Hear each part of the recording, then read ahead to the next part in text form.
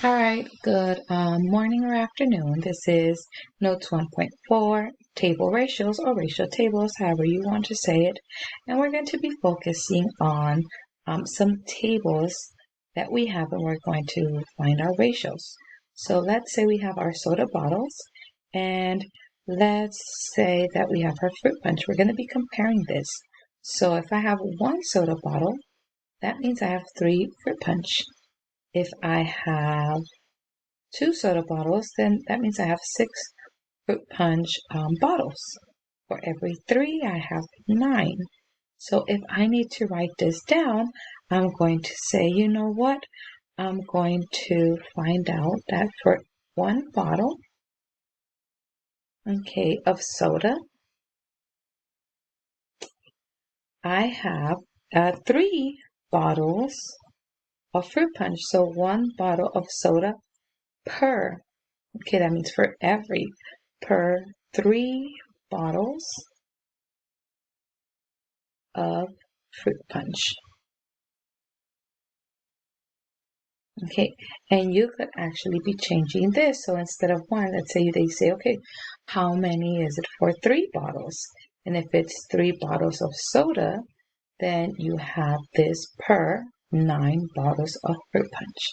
So you could easily get the information just by looking at the data table or the ratio table. Now I'm going to give you an example as well. Let me go ahead and write this down. Okay, so right here it tells you 6 drops of yellow food color for 1 cup of flour. How many drops of food color do you need for 5 cups of flour? Now, if you remember on our prior video, you could do this in many different ways. I am going to do method 1 first, and then I'm going to do method 2, which is the same method that we did for notes 1.2. Okay? And I'm sorry, 1.3. Now, let's go ahead and I'm going to put this in table ratio. So I am going to say, you know what? I have yellow color. Okay, and I'm going to go ahead and put it over flour. Now this might look familiar to what we did on the last activity, but I am now going to close this little fraction form. Notice it could be looking like a little fraction, and I'm doing it into a table, okay? And I'm going to get the information I have from here, okay? Why? Because I need to be able to make this 1 cup, because if you remember last time when we were talking about 1 being the denominator, that was the unit rate, but now we start with that unit rate. We have 1 cup here because it says here, and I'm going to circle this, it says here, you know what, it's 6 drops of yellow food color, so I have 6 right here, okay, and then I have 1 cup. Okay, and then I have my flour. So I'm going to box this in, and then it says yellow color, so I'm going to put my yellow color. Okay, so my yellow color is 6. I'm going to go ahead and I'm going to put 6 up here. Okay, but then my flour is 1.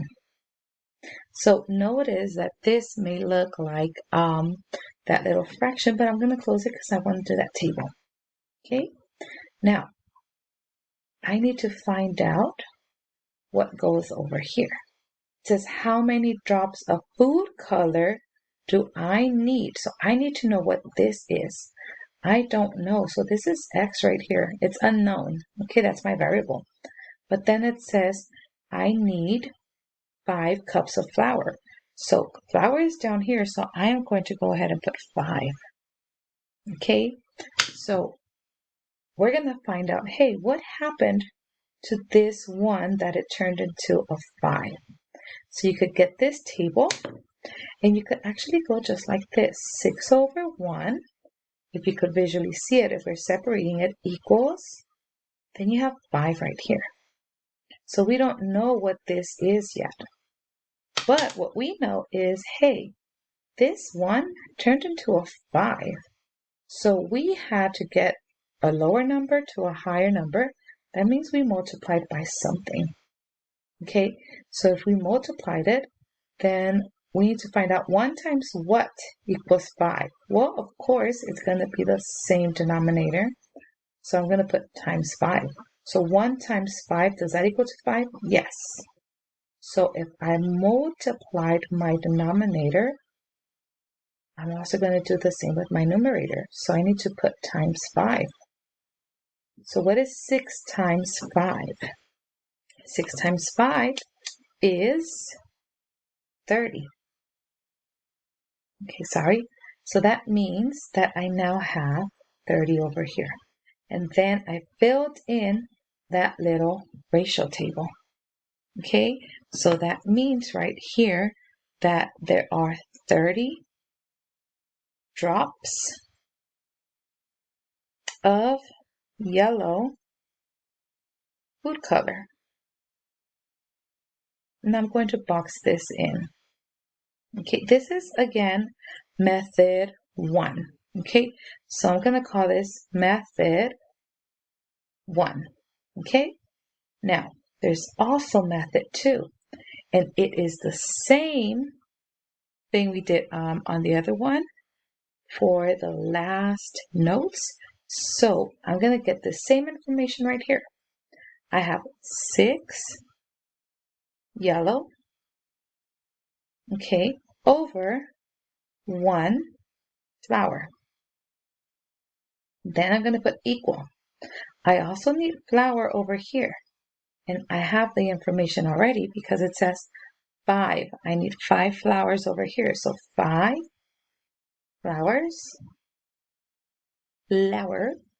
Oops, I'm losing my hair here. Sorry. Okay, so I don't know what this is, so I'm going to put X. Now we're going to use what I call the butterfly method, or the proportions, or cross multiply. So I'm going to go ahead and get this part, and then I'm going to go ahead and get this part. Okay, I create my little butterfly. You see the butterfly? If you don't, I go like this. Boom, here's my butterfly. Okay, anyways, I'm going to get everything that's inside the red. So I'm going to put 6 times 5. Okay, 6 times 5 equals, and then I get everything on my green section right here. That's 1x. Okay, so 1x, you already know this is x right here due to identity property. And what is 6 times 5? 6 times 5 is 30. So that would be our answer right here. Okay, and that means that you also have 30 drops of yellow food. So this actually matches. And this, my kiddos, is called method. I just put method 2. Okay, so there's 2 ways to find out how to answer it. So if you like this way to do it, to answer this, you're absolutely good to go. Or you could do it this way as well. Okay, I'm going to give you one more example and I want you to solve it. Okay, and it states, John eats 66 gummy bears in 12 minutes. Ooh. How many gummy bears will he eat in 2 minutes? Okay, so if we have gummy bears, let's go ahead and find out gummy bears. So this is gummy bears. I'm going to box that in, and I'm going to circle 66.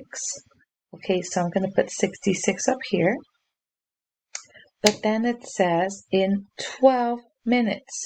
So of course I'm going to circle 12 and I'm going to box in minutes. Again, we're using cubes for this. So I'm going to put 12. So I know that for every 66 gummy bears, 12 minutes passed by. So how many gummy bears will he eat in 2 minutes? So 2 minutes, my minutes are here, so I need to find out 2 minutes. I need to find out how many gummy bears. So I don't know this one. Okay, so I want you to go ahead and use method 1 and method 2 and see which one is easier for you to solve. Okay, so again, this could be, if you were to put this here, it's 66, 12 equals, this turned into 2, and you don't know what this is. So if you could go ahead and find out what happened here. Okay, we're going to find out what happened here. Find out that little pattern. This is method 1. Or you could also use cross multiply. 66 over 12 equals x over 2. Okay, and again, you're going to get this right here. Multiply. This right here. Multiply. Give it a try. I want you to do both of them, and then you're going to tell me which one is faster. Go ahead and click pause, and when you are done, please resume. Okay, so let's see. Right now, you should have solved this already. So 12 turned into 2. Okay, so did it go into a smaller number or a bigger number? If it went into a smaller number, that means you divide it. So 12 divided by something gave you 2. What is it? Okay, so whatever it is, you're going to let me know. So 12 divided by something equals 2. What was that? Okay, so that was 6. So 12 divided by 6 equals 2. Yes, that's correct. So whatever you did at the bottom, you do at the top. So 66 divided by 2, the answer will be, 66 divided by 6, the answer will be 11. Sorry about that. So that means that you have 11 here. But you know what? Let's just make sure we did this correct. Okay, the other method is this one right here. So 12 times x, that's 12x, okay, equals, then I have 66 times 2, that equals 132. Now again, we want to leave x alone, so 12 times x, 12 times something equals 132. So I'm going to go ahead and divide by 12. Divide by 12. This crosses out, and now I have x equals 132 divided by 12. That will be 11. Okay, so that means this is 11.